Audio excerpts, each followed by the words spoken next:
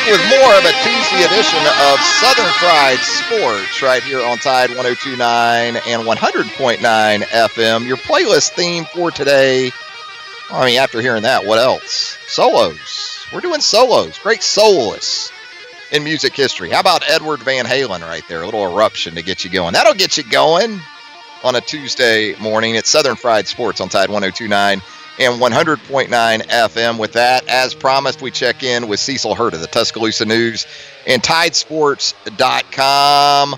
Cecil, when it comes to solos in music, are you more of a guitar solo guy, a drum solo guy, maybe the sax? You know, what's your favorite solo? A good saxophone solo is outstanding. Sonny Rollins on Rolling Stone's "Waiting for a Friend" is a great example of a. Only the Rolling Stones can get Sonny Rollins to come in and sit for a session, but great saxophone. But guitar, the way the rock trios or rock quartets are put together, drum solos. A little drum solo goes a long way. Then there's the piano. I guess it's not a solo. The piano coda at the end of Layla. I think that's a classic too. How about Billy Powell to get you going with Freebird? Sure. How that all came to be back in the day. Sure. But drum solos are tough unless you're Bonham, unless you're doing Moby Dick. Yeah, it's tough. So you're kind of like me when drums in space cranks up. You're headed to get a beverage or check out the restroom or something. Yeah, I think that's a staple of mid-level concert going. That they're going to let the drummer play for 3 minutes. It's time to hit the beer stand.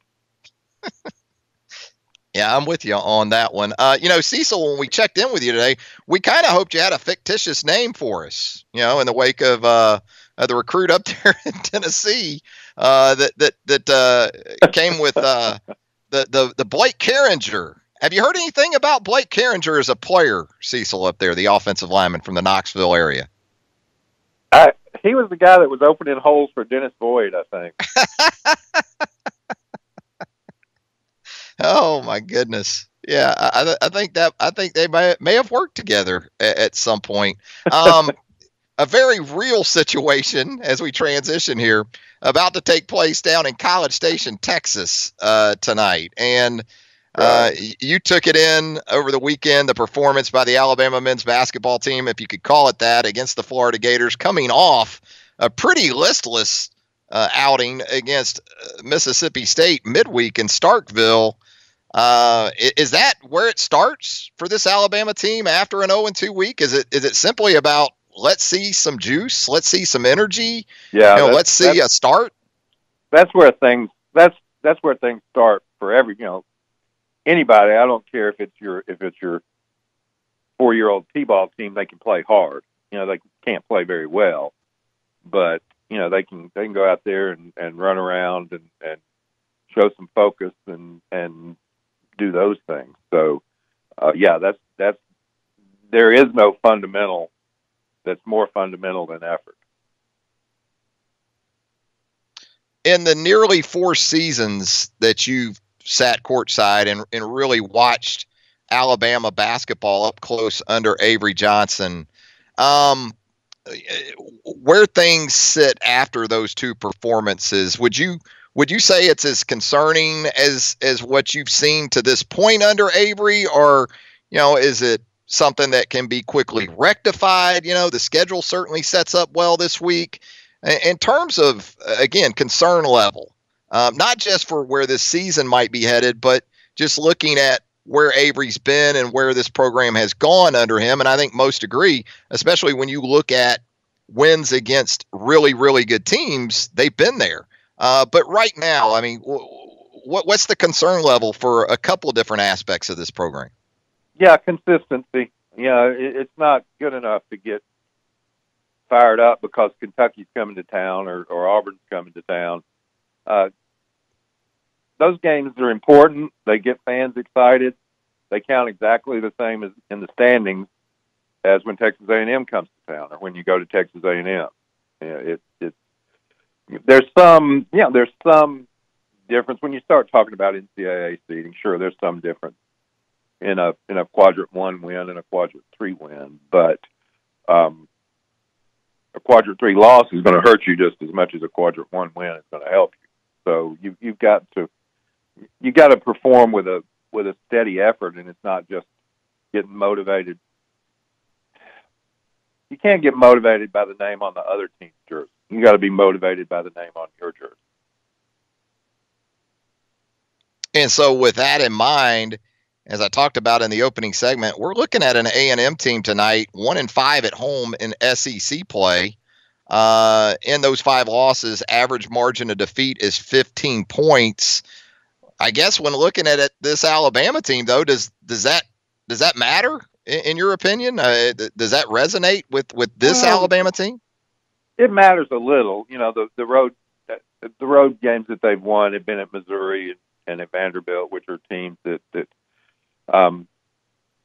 you can go in there and their crowds weren't as fired up as they could be. And I doubt you'll see a packed Reed Arena tonight in College Station. So it does make somewhat of a difference. The game in Starkville last week, I didn't think the effort was great in the game in Starkville, but Alabama could have played much better and not beaten Mississippi State in Starkville that night. State played really, really well. Whether A&M's capable of playing that well, I don't know. But first of all, they've shown they're capable of playing well enough to beat Alabama if Alabama doesn't defend in the second half. And people talk about, he made the three-pointer, the off-balance three-pointer, and banked it in. Well, that's fine. Those were points 47, 48, and 49 in the second half. You can't give up 49 points in the second half. If the last one is a banked-in three-pointer, that's on you. You put yourself in that situation where a banked-in three-pointer makes a difference. So A&M's good enough. You know, their bigs are Nebo had a big game against Alabama. I think he was 9 of 11 or 10 or 12 from the field, scored 21 points. Starks can shoot. They're using Mitchell more. He can shoot. So their guard play isn't great. Their ball handling isn't great. They'll turn it over some. They don't press you. It's funny, people look at statistics, and Alabama's turnover rate is concerning. Alabama only turned the ball over 3 times against A&M. They just couldn't stop them defensively in the second half. So, yeah, you got to worry about A&M and not worry about LSU or Auburn or South Carolina or whoever's next Vanderbilt's next, but whoever's down the road on the schedule. Cecil, are you anticipating changes tonight from Avery in terms of maybe 1 or 2 spots in the starting lineup, maybe in terms of schematics and kind of maybe trying to force his team to come out with more energy, whether it's pressuring the basketball more, picking up full court, pressing? Do any of those potential scenarios sort of hit you as possibilities for tonight? He sounded like they were possibilities in his press conference yesterday. Without having seen 2 days of practice, maybe the 5 starters from the last game, really picked it up in practice this week and deserved to start. So you don't just automatically change lineups. But if there are other guys further down the bench who are giving better effort in practice, I'd start them. And again, I'm not going to single out a guy. Maybe it's Riley Norris, maybe it's Avery Jr., whoever it is. I would put my 5 best effort guys in practice from the last 2 days out there, and I'd leave them out there. And you say, well, you got to win this game. At some point you do have to win games, but you also have to send a message to your program that it's going to happen the right way. And I think that's as important as winning the game. People are going to gripe if they lose, and people are going to complain about this or that. But I'm more in favor of putting the 5 guys that'll play the hardest out there and seeing what'll happen. Yeah, if you're having to coach energy and effort around February the 20th, and you're very much in the middle of a stretch and a run towards a potential NCAA tournament bid, it might be time to shuffle things just a little bit. Now, Joe Lunardi of ESPN, and we talk about this more from a conversational standpoint. It's fun, but it's starting to take on more of a defined look. I think we would all agree as we get into the latter stages of February. But Joe Lunardi right now still has Alabama in as a 12 in one of those first 4 games against Arizona State. 8 SEC teams in right now, 2 12 seeds in Alabama and Florida. Does that sound about right to you at this point, Cecil? Probably does. Boy, you get at that level and you could get a bid stolen. Buffalo's probably out at large, even if they don't win their conference tournament. Murray State might be an at-large if they don't win their conference tournament. Wofford might be an at-large. So you're really, that's the true, if you want to call it bubble, it's the true, icy slope that you're on.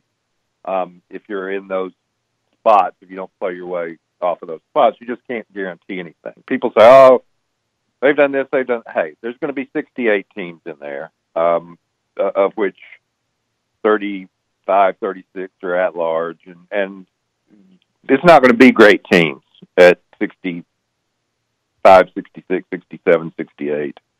There'll be conference champions who'll be 16 seeds, and it's not going to be great teams who are the last 4 at-large teams. It's going to be teams that you can argue their resume, and one's going to have done a little bit better than the other, and a couple of teams are going to be griping. But right now, on February the 20th, you can fix that by winning. You can fix that by winning your games that you have left. That's true for a lot of teams, whether it's Alabama or Indiana. They're going through the exact same thing. I saw an article where they're talking about drastic changes in their lineup and trying to shake things up. And they're in a league where they're going to finish 7th or 8th, but they could get in if they put together a couple of big wins. You have an advantage, and Alabama should take advantage of that situation if you're in one of the 4 really powerful conferences. Pac-12 this year, it's yes, technically they're a Power 5, and the Big East is a Power 6, but really you're talking about the Big 12, Big 10, ACC, and SEC. And you can help yourself, and you can get in. You don't have to have a 24-win season to get in out of those leagues, but you got to do something, and Alabama's going to have to do more than they've done so far. Yeah, you see 2 teams from the SEC on that 12 line, and kind of difficult to envision that holding up through actual Selection Sunday, right? I mean, well, as you for one thing, since we're talking hypothetical, since we're riding our blue tricycle under the green sky, that none of which exists, that's probably, right now, it would be your 8-9 game in Nashville would be Alabama and Florida. South Carolina's not in anybody's bracket, but they're going to be a fairly high seed, particularly if they beat Ole Miss tonight. They really help themselves in terms of seeding for the SEC tournament. They just have an out-of-conference schedule that's not helping them. But, yeah, right now, you can say, well, Alabama's on the 12 line and Florida's on the 12 line. Well, they'd be playing in Nashville in an 8-9 game if it were today. So they're not both, the loser of that game isn't going to stay on the 12 line. Yeah, a lot to still play out, even though we are getting into the latter stages of February. We're talking with Cecil Hurt, the sports editor and columnist for the Tuscaloosa News and TideSports.com on a Tuesday edition of Southern Fried Sports presented by Carty and Lloyd Attorneys at Law and Mercedes-Benz of Tuscaloosa. Shifting gears real quick here, Cecil, we're having a little discussion, never too early, I guess, for the 2019 season as it relates to this Alabama football program. Once again, a lot of talent leaving the program, a lot of production leaving the program. Based on who's leaving, who do you think will be the most difficult player to replace for Alabama looking ahead to 2019? Well, that's a good question. I think centers are always difficult. Quentin will be the highest draft pick and was the most productive player, Quentin Williams. But you're losing your tackle and your guard, your tackle and your center, who are the anchors on that offensive line. So everybody says, well, they've got the receivers, they've got the running backs, they've got the quarterback. You still got to be solid up front. Now, Alabama's got ability, but I'll be interested to see how they replace Ross Pierschbacher. That doesn't mean there aren't other spots. Mac Wilson's got to be replaced and so forth. But do they have a guy that you just say, yeah, he's the proven center, he's stepping right in? No, that's going to have to be established in the spring. And part of that, as we've talked about today, is you're factoring in the drop-off potentially from one guy to the next. And, when you look at Quinnen, that could certainly be the case, although Fedarian Mathis has flashed a little bit as a redshirt freshman in 2018. Left tackle, you got to make some assumptions there with Jonah Williams moving on. But going from Pierschbacher to the next guy, I agree with you there. I think that could be the spot where you might have the biggest concerns, unless a guy like Chris Owens, a veteran reserve, really shows that he's ready for that. Yeah, they've had a great run, of guys that weren't necessarily the number one recruit. Bradley Bozeman, for instance, they've had a great run of guys. Pierschbacher was highly recruited, but he had to shift over. So that's not the easiest position in the world to replace, and so we'll see. I do think too that just in general, in the whole topic of replacing guys, I agree that everybody loses guys to the NFL. Everybody has guys leave early. But when you look at what the numbers have been for Alabama over the last 3 years, it's got to, it's staggering how many guys have gone out. And that catches up to you sooner or later. I thought it did to some extent last year. You're playing with 3-year guys against a lot of teams, even in this league, that are playing with 4-year guys. And again, I know LSU has guys leave early, and I know A&M, but nobody at this point has the volume of guys leaving early that Alabama does. And it catches up to you after a while. It means that freshmen have to play, and that's not always the best situation. So as much as people don't want to believe it, there's some rebuilding that's going on. Now, they can rebuild at a high level. They've got a nice budget to rebuild with. But there's some rebuilding that's going to be going on this year, and I think particularly in the following year. But we'll worry about 2020 when we get 2019 over with. Yeah, and I think even when you talked about LSU, you go back 7 or 8 years ago and that and those losses that Les had. That pretty much started, I guess, what ultimately became his downfall. It's incredibly difficult to continue to plug and play guys at such a high level, even at the LSUs and the Alabamas. It is. At best, you're putting freshmen out there against other guys' seniors. So it's got to have some sort of leveling effect. Now, you can certainly counter-argue, well, although Clemson did not have a big outflow of guys in the last 3 years, not compared to Alabama. So it does have something of an effect, and this belief that they've had the number one recruiting class, so it'll be fine. Well, I think some of those guys can help, but it catches up to you in terms of physical maturity after 3 years of losing as many guys as Alabama's lost. There you go. Cecil Hurd of the Tuscaloosa News and Tidesports.com on a Tuesday edition of Southern Fried Sports. As always, Cecil, we really appreciate you taking the time. We'll do it again soon. Thanks, Cecil. Okay. Thanks, Travis.